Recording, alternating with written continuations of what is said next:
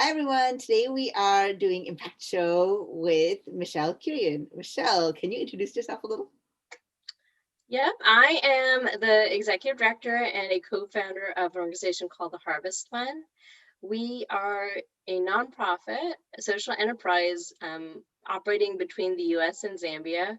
And our goal is to bridge the agricultural gender gap, which means that we are empowering hundreds of women farmers in Zambia to produce more food and earn more income through the use of more modern and appropriate agricultural technologies and financing. Exciting. And this show is really informal, so we're just going to ask each other a question. So can you talk about how you connected with Impactathon and what your role was there? Well, before Empathathon, I knew Neethel and she knew me. And so there was this idea and the planning going on for Impactathon. And I thought it was a really great way to mentor and share some knowledge to people who might be inspired, might already know that they want to go on the social entrepreneur journey. Even though I'm learning every single day, I realized that I've accumulated some knowledge and was willing to share as well as to learn from others. Awesome. Well, I mean, Neethel, for you, I remember you wanted to plan this with Adam. This was really like something very new for you because it was all virtual. But when you and Anna were thinking about it, what was your outcome? What did you want to happen at the end of this virtual Impactathon? Yeah, so that's a great question. So every Impactathon is co-convened with a partner. So the Impactathon in which you are Impact Catalyst was partnered with Adam Cole from Join the Journey. And what was really great is Join the Journey's work is really focused on poverty alleviation. They have an app where they're supporting local entrepreneurs. And so it was really clear when he reached out and is like, let's do this. And we kind of knew that we didn't know if it would be a hybrid, like, because at that time we didn't know if there would be small gatherings that would be allowed, that we could have small hubs, or if it would be fully virtual. It ended up becoming pretty fully virtual. Some places in Africa had like small groups gathering, but I think the goal was really to get people together and think together about poverty alleviation in new and creative or different ways, and to kind of empower people to do that. And I think that's what kind of came out of it, which is really exciting to see. Oh, cool. So what do you mean the poverty alleviation came out of it? Was it just a lot more ideas? Have you seen any of the ideas actually happen? Yes, so we've been like, actually in the recent Impactathon, one of the teams that pitched there came and pitched there. It pitched to share almost as a speaker, came and pitched there, and some of the teams that I've been in touch with, and they've continued working on their idea. And so I think so. Some of the groups already had an idea, and we're just trying to further it, like have new platforms to share and grow. And some were just very first time ever learning about social enterprise. So I think even if for them their idea didn't continue in that form, but it kind of planted that seed. That is what we're hoping for. And then now there's a new thing where we do every 3 weeks after Impactathon, we'll do a repitch event where people can come back. So I think a number of people came back, and now because we just had a recent Impactathon, we'll do a repitch. So all the people from your Impactathon, including you, can come back. And hopefully through that, people will just feel like they're part of like a network. They're together. Yeah, that sounds cool. Yeah. What was really cool is that your work in Zambia with women farmers, with some of the other groups involved. I remember you messaged me saying, hey, I had this awesome conversation with someone. So can you recap how that connection kind of... Oh, yeah. There are actually so many.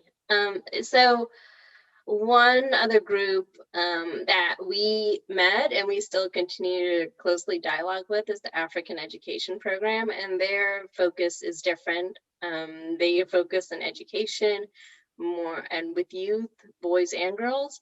But the thing is, like, as a organization operating between the US and Zambia, we were both able to learn a lot from each other. Similarly, there is Susanna Fieri, who co-founded Women Who Farm Africa. I know she was participating in the Impactathon generating ideas. So there was a lot of cross-pollination of ideas. And I'd also like to make a note about somebody who reached out to me. I think Caleb from Haiti, he had an idea for using the restaurant and hospitality space as a way to reinvigorate the Haitian hospitality industry, but also in a socially minded way. And so he and I had a great conversation before the Impactathon. And during the Impactathon, that's when he pitched his idea and developed it. Coincidentally, Suzanne was also on the team. And it was really nice to see something that started off as a conversation, but within a week, he had a full-fledged deck. And he even came to me later, was like, this is the deck. Would you mind giving some commentary? And I did. And I actually learned from it as well, because I just realized, like, framing that problem is so important. You have to be kind of specific and then you have to make sure your solution addresses that. And so I just, giving that advice, I took that to the future pitches I was doing later that year. It's awesome. Awesome. Yeah. So for you, you've seen these re-pitches and you've seen everybody participating in the Impactathon. I guess, is there an idea that you're particularly excited about? Ooh, that's. And if you don't want to answer because we don't want to seem biased, that's okay. Yeah, well, I guess I can talk to themes maybe, like that might be because that's something that's very unique. So in this last Impactathon, and I feel like there may have been a couple in the one that we were both part of, you can kind of see some like trends bubbling up. So with this last one, it was mostly college students, and it was that's Gen Z. And was that the one at SoCA? Yeah, that was at SoCA. Okay, the one that just happened at SoCA. It just happened last weekend. And so there were a number of ones around mental health. And I feel like it just made me pause and think, even if whatever their solutions are, as a population, we should be listening to what their pitches are about, because they are telling us that mental health is maybe not just something like, how I feel like in our time, people are like, grind until like just keep grinding. Oh, yeah. That whole mentality. Yeah. I think that this is like a pause to say, like, whatever we've been through in this year and whatever they are facing with being digital natives, that mental health is bubbling up as something that is is calling to be addressed in a multitude of ways.